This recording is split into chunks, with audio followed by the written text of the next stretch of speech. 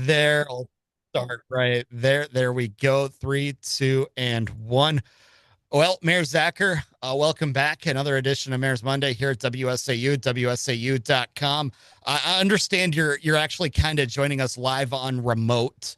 You have a remote office now, is that Yeah, right? The well, mobile mayor's office. yeah, I call it my truck. It's always been my remote office, and it's always been that way. I mean, since the phone came to be, I remember the day I was super excited when I figured out that the um, there it was called Genius Scan. I'm promoting. I'm not meaning to promote, but it was an app that came out, so I didn't have to always run back to the office and fax stuff or figure out how to get it on the computer and send it.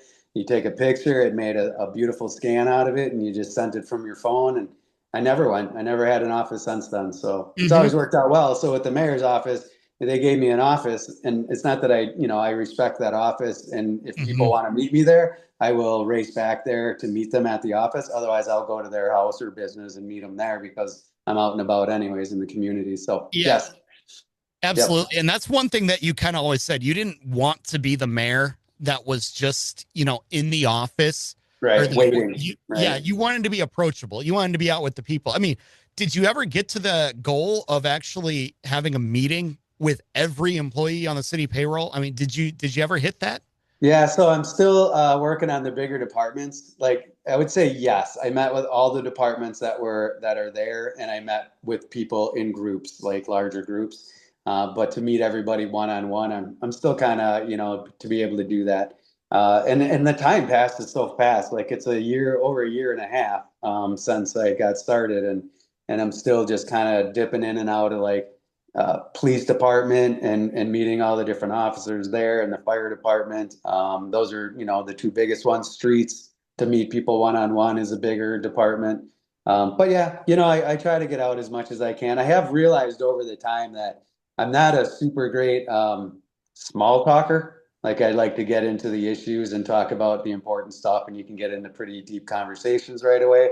But a lot of times I have to learn how to just, be a part of the community, do a little small talking and be on my way. Like people don't expect you to always be sitting and having big conversations with Hmm. everybody, but they do appreciate me being out there and being a presence. Like right now, I'm on my way over to WFHR having their yearly kind of outdoor gathering where people come and visit and see different Hmm. services that they provide and meet the people. So they're a great asset to our community. So I'm going to stop in there and say hi.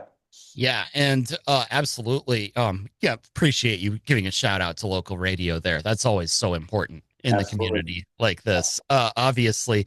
So yeah, give us an idea now as far as the business of the city goes, where we're at with a couple of public service or a couple of public safety uh topics. I know one, I got the press release earlier this week about the police department carrying EpiPens. I know this has been a big talking point and a big push nationwide, especially with the fentanyl problem that we've had here in central Wisconsin.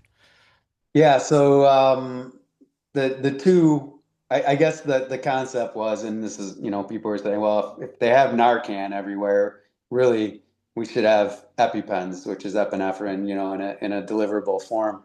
And then what unfortunately happened was a gentleman in town, Mark Mueller, his son Andrew, passed away from eating peanut. He was about 20 years old and never knew he was allergic to peanuts, according to the diet that he was on. I'm not sure how that played out. But anyways, it was too late.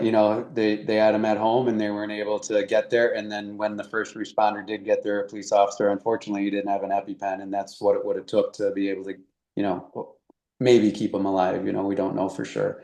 So since then, Mark Mueller and his family have been bringing people together, talking to me talking to the police department and all the other police departments around, and we're starting there to get the EpiPens into their vehicles so that they have them when they're out and about.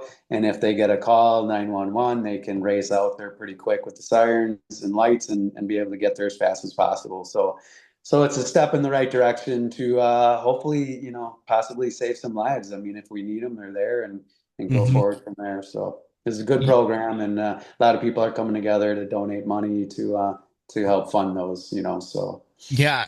Absolutely. So as you were researching this, what did you find? I mean, how many other departments are out there? Is there a national program around this? What did you find as you were kind of looking at this alongside the police department?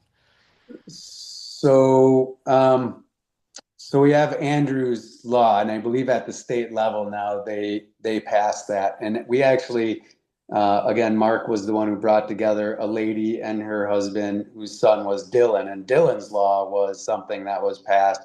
Again, I apologize. I'm not going to know all the details, but it was at, I believe, at more of a national level of basically saying Good Samaritan, like this is we hold you harmless if you're willing to carry an EpiPen and give somebody that injection into their leg, and they teach you how to do it. And then as soon as you administer something like that, you call 911, and that kind of protects you to say, I did this as Good Samaritan, and then I called in the proper services, right away, EMS services to get it there. So between Dylan's Law at the national level and uh, sorry, the Mark Mueller, his son Andrew's Law at the state level, they are able to get this out there and get the word out there. So all the communities around us have done it now. Grand Rapids, Port Edwards, Nakusa, everybody that we're kind of affiliated with have Mhm. taken that step to find the money to get those in the vehicles of the police officers and sheriffs. Absolutely. So, do you, what, I guess when the police department approached you with this, how quickly was it before you kind of signed off on it and said, yeah, let's do it? Well, so it was a little bit of the opposite. So my son Martin was friends with Andrew, and so I and Mark knew me through Martin, I suppose. So Mark contacted me directly and said, do you want to be a part of this? So really, within a short amount of time, I know him and his wife were grieving. Obviously, they still are. I can't even imagine. But so we visited them. They had this get together with the folks who are also Millers. Now that I think about it, from Dylan's Law, from their son passing away from this, they had them over at their place of employment. So I went there and I got trained and certified to do it. And he asked me, and I said, yeah, absolutely. So I started right away. Unfortunately, again, I try to help, government move along faster. But again, when you have so many moving pieces in place, it took us probably not quite it's probably 6, 7 months into it that we got the money secured and everybody on board. We got them ordered, we got them trained, and they're in their vehicles and ready to go now. So, yeah, everybody's on the same page. Absolutely. And then I know one other thing that you're looking at in Wisconsin Rapids is a baby deposit box. Give us the backstory on this and tell us what's brought this on. Yeah, so this came from a lady in the community. Her name is Linda Casper. And then she had talked to the county about it. Sue Smith is the one who's involved in the process here. She works at the county. And then another person that the names that I can remember offhand are Jeff Penscover from the city of Wisconsin Rapids Alderman. He's also on the county board. And him and his wife are very passionate about this. So they brought it to the city with kind of the understanding at first that it would, go at the police department or I'm sorry, the fire department. Again, because of the conversation, we explored the sheriff's department because they have folks there 24/7. Also, our police department, and we reached out to the hospital. But in the end, it seems like the council, City Wisconsin Rapids Council, is interested and desiring to move forward to put it at the fire department. So that hasn't been voted through 100% yet. We kind of had to vet through some of the information and decide, that this is going to be the place it goes, and then take the steps to figure out how to make that work. The company that builds them, it's you cut a hole in the wall, you insert the box. There's going to be a camera inside that'll be activated when the door is opened and then closed again. It locks right away. Excuse me, you can't have any cameras on the outside so that the person that's dropping their baby off is able to stay anonymous. So the camera goes inside, and then a 911 call is activated right away. So if for some reason nobody is there because an emergency is happening, that it'll go out and we can get the nearest first responder to get to the fire department and secure the baby and bring him or her to the hospital right away. So, Hmm. it's an emotional subject. There's a lot of people that aren't sure about, is this the right way to go?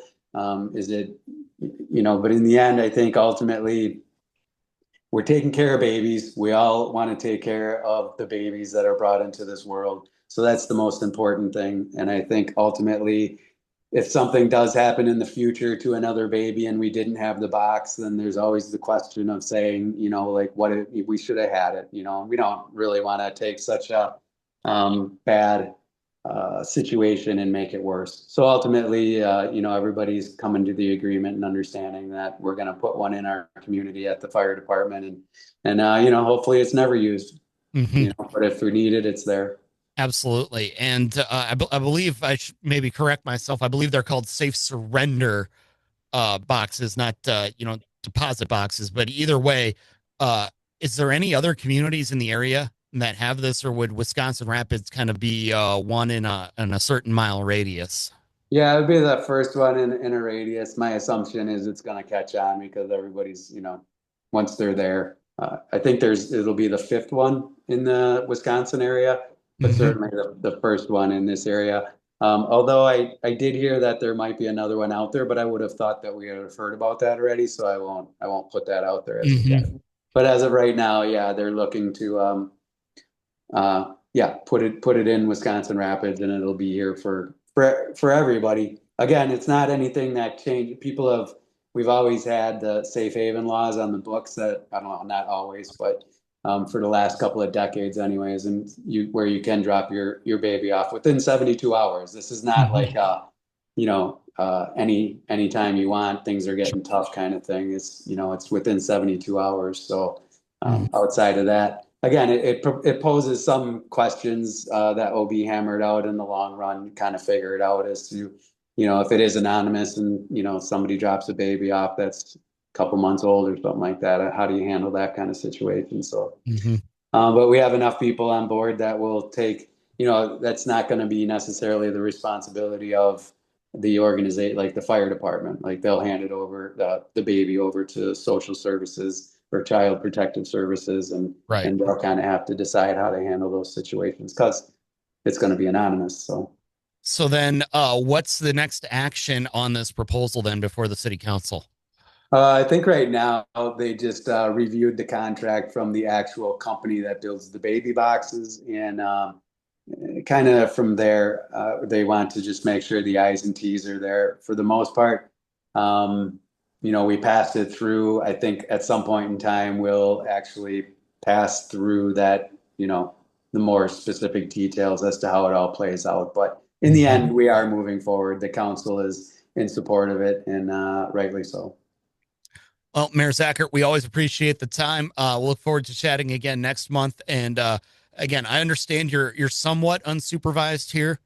Yeah, Don't do yeah. don't go do anything crazy now. No, I'm learning to take off my training wheels. My wife is on a trip with our youngest daughter in Peru, and Emily's on vacation with her daughter and family. So Emily's the executive coordinator. So yeah, that's why I couldn't find my way back to the office. So I had there it was, I'll be okay though. I'll be okay. Thanks for Absolutely. worrying. I have faith. I have faith in you. Again, we Appreciate it. appreciate the time. We'll look forward to chatting again next month. All right, Michael, have a good day.